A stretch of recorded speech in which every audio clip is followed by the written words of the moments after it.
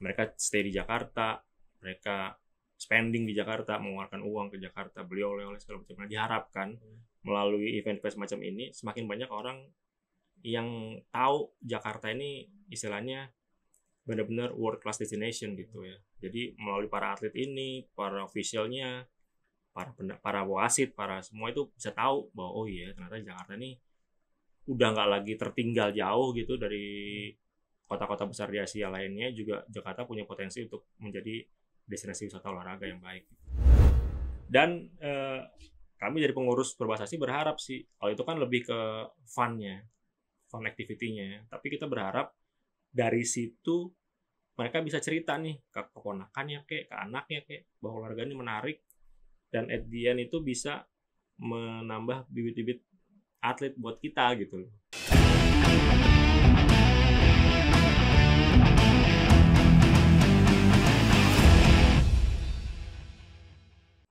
Halo, kembali lagi di Akusi TV dan seperti biasa kita terus mendatangkan tamu-tamu yang akan kita gali informasinya untuk dunia olahraga Jakarta dan Indonesia. Dan tepat depan saya sudah ada Bapak Hari Wibowo, Kepala Bidang Data Informasi dan Pengembangan Destinasi dari Dinas Pariwisata dan Ekonomi Kreatif DKI Jakarta. Halo Bapak, Hari apa kabar? Alhamdulillah, masih kabar baik.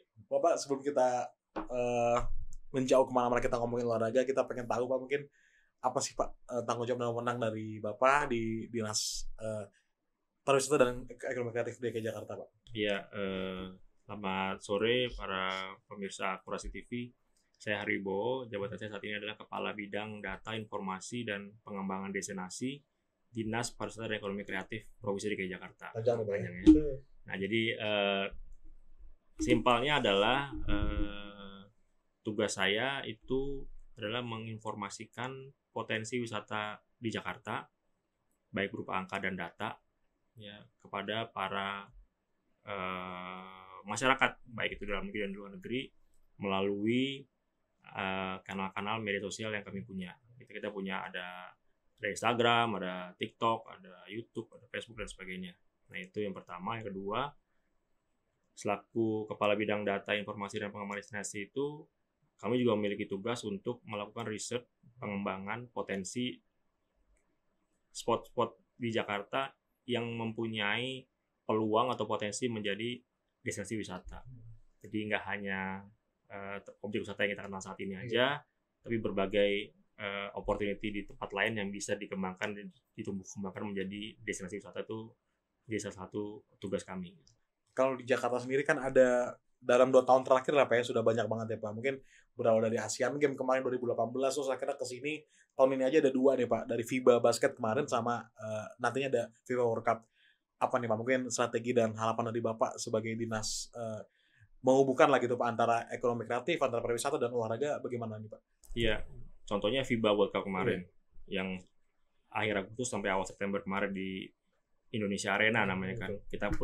Saya pun alhamdulillah berkesempatan nonton gitu, dan cukup bangga bahwa kita punya arena berstandar internasional seperti yang kita lihat di TV-TV ya. Kita nonton NBA, kita nonton apa itu sama kayak gitu. Dan itu mendatangkan crowd yang nggak sedikit. Informasi yang saya terima 150.000 pengunjung dalam kurun waktu penyelenggaraan FIBA World Cup kemarin.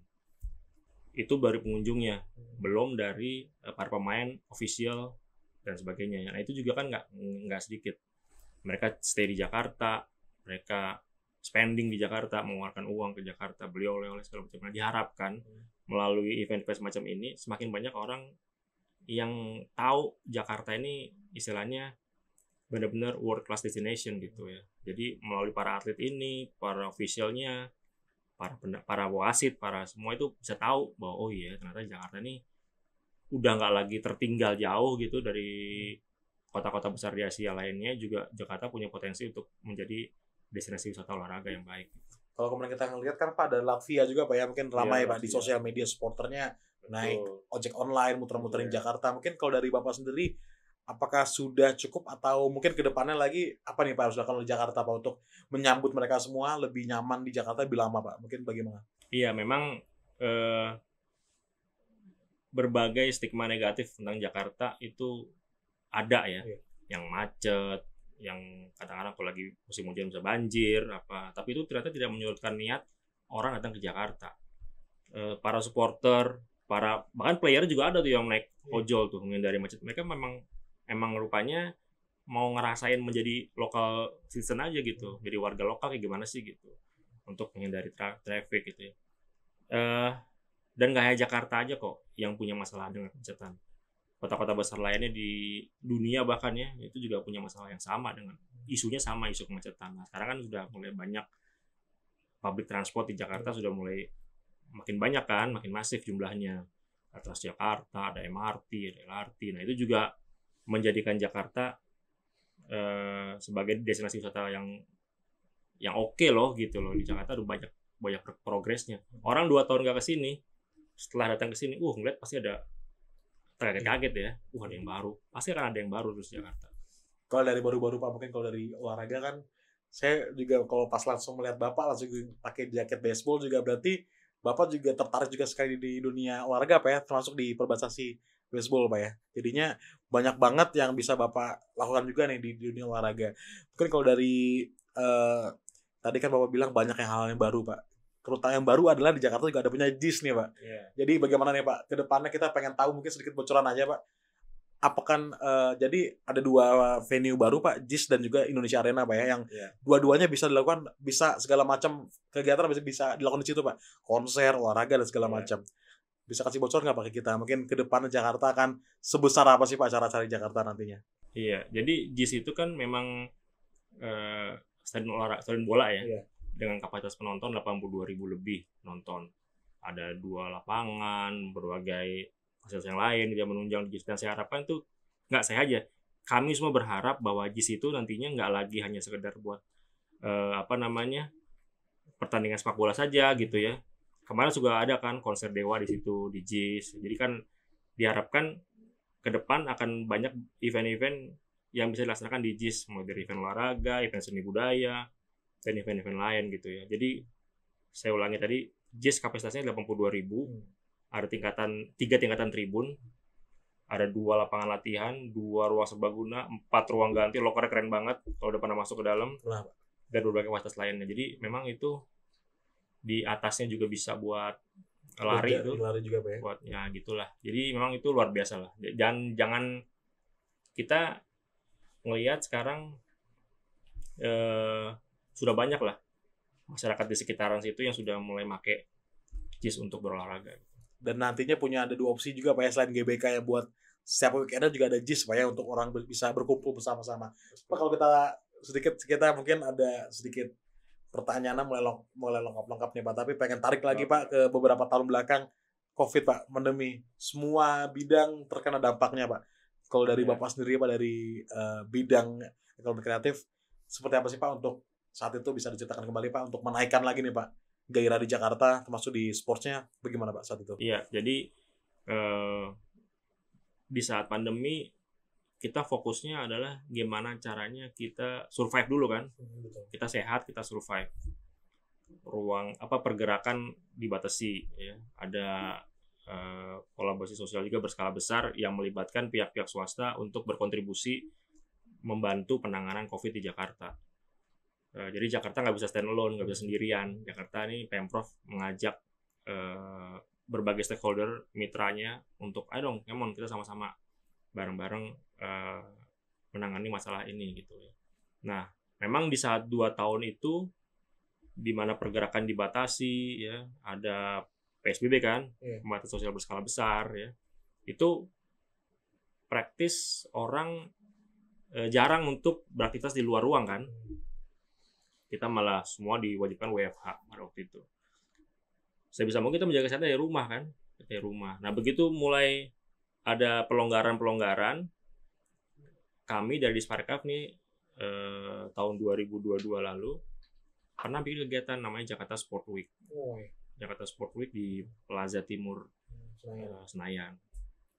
Jadi itu ajang berkumpulnya semua komunitas olahraga, dari mulai nggak hanya baseball softball aja ya, dari ada panahan, ada skateboard, ada yang strongman itu, yang strong angkat berat ya, ada angkat berat ya, itu semua kumpul. Nggak hanya itu, juga ada booth-booth UMKM, ada booth-booth barbershop juga ada, jual beli merchandise juga ada gitu Kumpul ya. semua Kumpul gambarnya semua, tuh. jadi tumplek-bleknya olahraga lah gitu tahun lalu. Nah itu animonya cukup luar biasa, pengunjungnya hampir 9.000 orang Oke. pengunjungnya. Bayangin pada saat itu kami dari Pemprov DKI khususnya di Sparekraf ini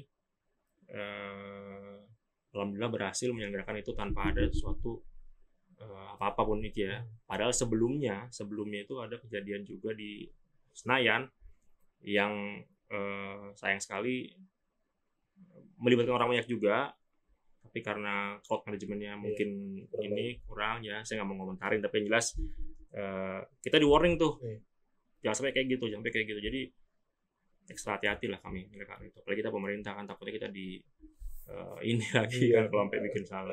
Langsung kalau pemerintah kan sedikit langsung besar Pak ya. Pak, kalau kita mau ngomongin ekonomi Pak, boleh nggak sih Pak ngomongin ekonomi dari dampak dari olahraganya dulu Pak buat DKI Jakarta, seberapa besar sih Pak sebenarnya Pak potensi dari sportsnya itu Pak, sport tourismnya itu buat DKI Jakarta? Iya, kalau itu bisa dilihat ya dari tingkat hunian hotel, okupansi hotel bertambah. Contoh nih, saya kan juga pengurus di Pemprov Perbasasi, Perserikatan Baseball Softball Indonesia DKI Jakartanya.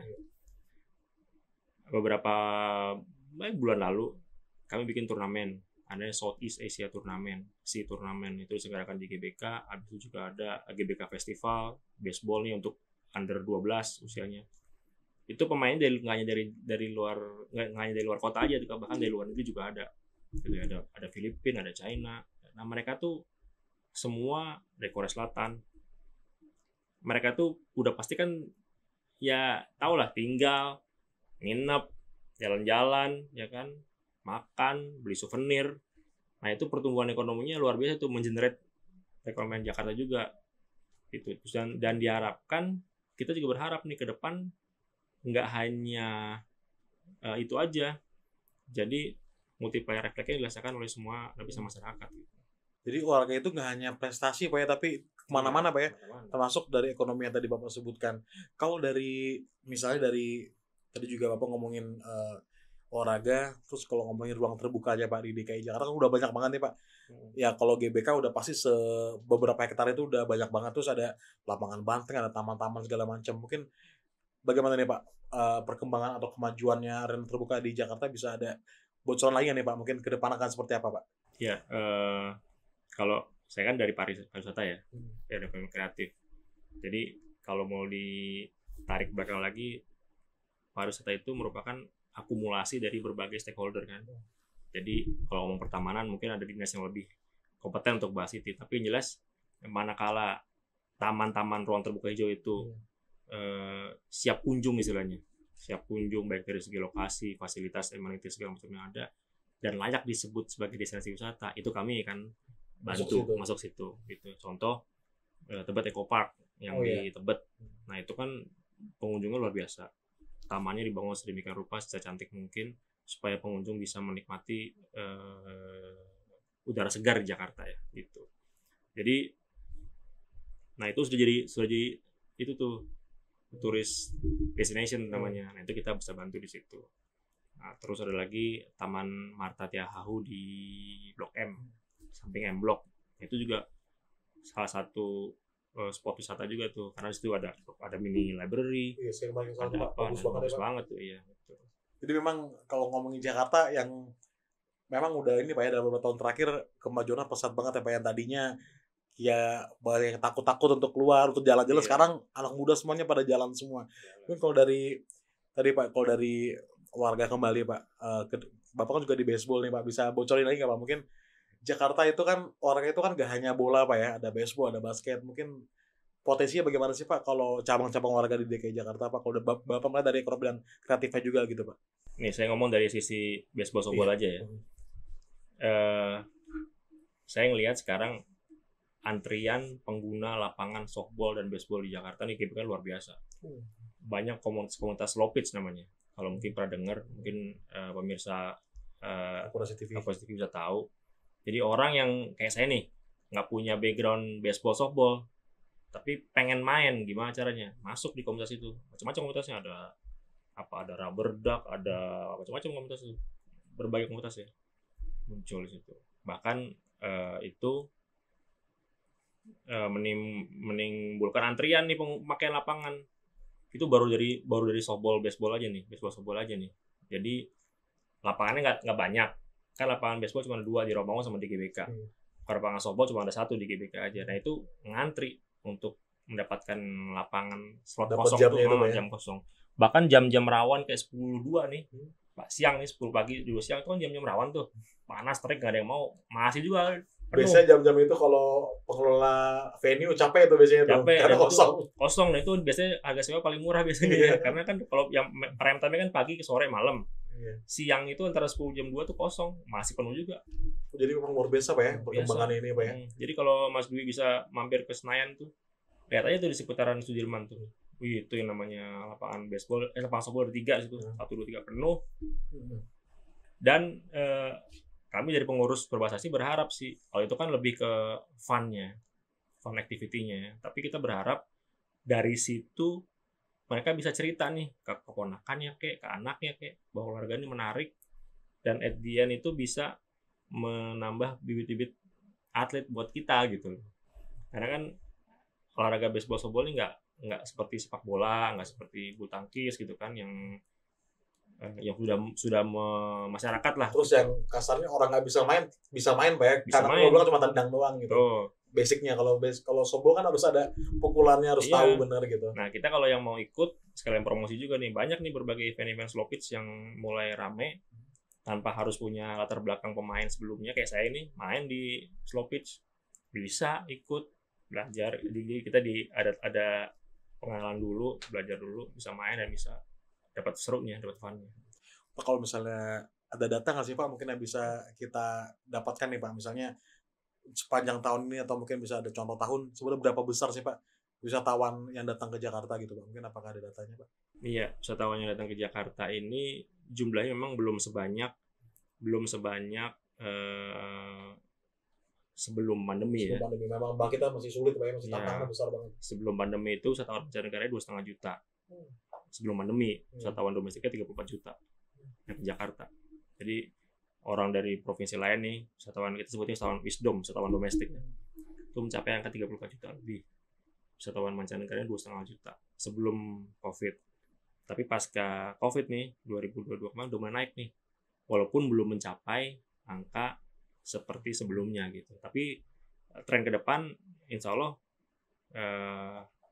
selama kondisinya masih oke seperti ini ya, nggak ada lagi apa gitu, saya yakin sih bisa hit sampai ke 2,5 juta selama mancanegaranya. Kalau ngomongin tempat wisata tadi kan, mungkin destinasi juga sekarang hampir setiap destinasi juga diselipkan ada sportsnya Pak ya. Di mall-mall sekarang banyak sekali mall-mall yang ramah dengan olahraga. Termasuk juga mungkin tempat-tempat seperti Ancol, Taman Mini itu sudah olahraga semua lah Pak, banyak yang jogging di sana. Mungkin ke depannya apakah itu nggak Pak, mungkin ada pesan gitu kepada kita semua untuk ayo tempat-tempat yang masih belum banyak dijamak Pak, tapi mungkin bisa dibocorin nggak Pak, mana sih tempat-tempat yang bisa juga olahraga di sini gitu? Banyak. Jadi berbagai lokasi yang kita pernah survei waktu itu, saya kebetulan sama teman-teman survei di waduk di seputaran Jagakarsa itu ternyata kalau sore BKT nih, itu ramai itu orang pejalan pagi sore, terutama weekend ya, itu ramai orang pejalan kaki, entah dia jalan kaki hanya untuk lihat-lihat kanan kiri, tapi setidaknya mereka berolahraga nih. Jadi sore juga banyak. Dan ini saya makin optimis kok. Contoh nih penjualan alat olahraga juga meningkat kan. Banyak toko-toko sekarang yang ini juga ada di online shop, makin nambah lagi tuh. Kita mau beli alat olahraga juga ada di situ. Dan pada gilirannya diharapkan masyarakat Indonesia itu bisa sehat semua. Terutama masyarakat Jakarta sehat. Jadi mau ada isu bagaimanapun ya, kalau kita sehat insya Allah mah aman lah. Minimal kalau sehat juga jadi pikiran kan juga jadi positif ya Pak ya. Iya, kalau misalnya kita ngomongin Jakarta nggak lepas dari klubnya nih Pak, Persija Jakarta, kita udah mulai ke Persija. Bagaimana Pak melihat potensi dari Persija Pak, dari sisi, karena kalau ngomong Persija semuanya ada di situ Pak ya, dari pemuda kreatifnya ada di situ, yang buat supporternya, ada juga mungkin sport tourismnya, karena kalau Persija melawan tim-tim dari daerah lain kan pasti supporter lainnya juga datang gitu Pak. Walaupun sekarang mungkin sedang ditiadakan oleh PSSI, namun biasanya akan datang gitu. Mungkin bagaimana Pak melihat Persija potensinya Pak? Ya kalau saya sebagai warga Jakarta sih optimis ya, walaupun Persija sekarang nggak lagi di puncak klasemen kan. Iya. Kan ada BRI Liga 1 nih. Iya. Persija kalau nggak salah nggak di puncak gitu. Masih Ya sekarang masih udah mulai ini karena ya beberapa partai yang masih belum menang. masih belum ya. Jadi harapan saya sih ke depan sih mudah-mudahan masih bisa struggling dan survive sampai ke puncak klasemen ya gitu. Kalau mengenai merchandise itu kan udah luar biasa. Iya. Sekarang jadi penjelasan itu yang namanya baju, jaket, topi, apa slayer banyak, baju home, baju away kan udah rame gitu ya. Gitu. Jadi semua benar tadi Mas Dwi bilang di Persija itu semua komplit dari pemain bintangnya, penjualan merchandise-nya, jadi kehidupan aircraft tuh ada di situ. Jalan semua Pak. Terus Bisa dibilang juga mewakili Jakarta dari sisi sepak bola ya Pak ya di sana. iya, Kalau misalnya dari ke depan apa mungkin harapan buat sport tourism Pak, mungkin buat teman-teman yang kreatif yang masih takut atau masih ragu-ragu Pak untuk berkecimpung di dunia sport tourism, mungkin ada pesan nggak Pak? Bagaimana nih, ayo mungkin bagaimana sih Pak jalurnya Pak gitu untuk menggalakkan sport tourism di Jakarta gitu Pak? kalau pesan-pesan untuk komunitas ekonomi kreatif di Jakarta yang mau berkecimpung di sport tourism banyak kok. Peluangnya banyak, peluang itu selalu ada. Tergantung niat kita ya. Kita mau cari yang mana. Nggak usah takut saing lah, nggak usah takut saingan. Persaingan pasti ada gitu. Selama kita bisa kasih service terbaik, harga yang kompetitif gitu ya. Ini ngomongin produk nih. Produk, bikin topi kan. Topi kayak gini gitu. Kan banyak bikin topi. Tapi selama kita bisa kasih quality yang bagus, harga yang kompetitif, terus tambah lagi bonus mungkin yang menarik gitu. Saya yakin sih bisa survive. Akan ada pasar sendiri. Contoh kayak di pasar nih, saya analogi sederhana gini, di pasar yang jual cabai ada puluhan kan. Tapi semua penjual cabai itu punya uang masing-masing, pelang-pelang bawa uang gitu. Jadi bisa hidup semua. Nah, bisa hidup semua. Artinya Allah tuh udah ngatur, Tuhan udah ngatur.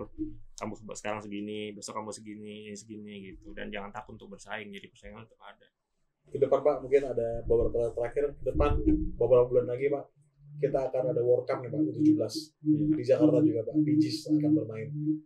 Bagaimana Pak? Mungkin kalau dari harapan Bapak gitu untuk Piala Dunia U17 gini, bagaimana Pak? Ya, saya sih berharap ya, kebetulan juga saya juga dari pecinta olahraga gitu ya. Ya saya berharap apapun eventnya itu, U17 kah atau apa, itu nggak hanya sampai di situ gitu ya. Jadi rasa keingintahuan, keikutsertaan kita pengen terlibat tuh tinggi gitu ya. Tapi yang arah positif. Kita ngeliat pemain basket, kita tertarik belajar basket. Kita ngeliat pemain bola, tertarik pengen bisa main bola gitu, yang baik dan benar gitu ya. Kita ngeliat pemain apa gitu, sepeda, pengen juga. Artinya balik lagi ke individu masing-masing. Jadi tren hidup sehat itu, healthy lifestyle itu sudah mulai apa namanya, menjamur lah Pak kemana-mana. Terakhir Pak, berarti penekanan aja, Jakarta berarti sudah siap Pak ya untuk membuka lebar-lebar tangannya kepada wisatawan manapun ya Pak ya, untuk Jakarta ya Pak. Berarti Jakarta merupakan kota yang ramah tidak hanya untuk pendatang namun juga untuk bersenang-senang Pak ya dari olahraganya. Mungkin terima kasih Pak Ari telah di Dekorasi TV. Semoga nantinya kita sampai jumpa Pak di FIFA World Cup Pak. Semoga kita akan bersenang-senang Jakarta Pak. Amin. Terima kasih Pak. Terima kasih. Selamat sore.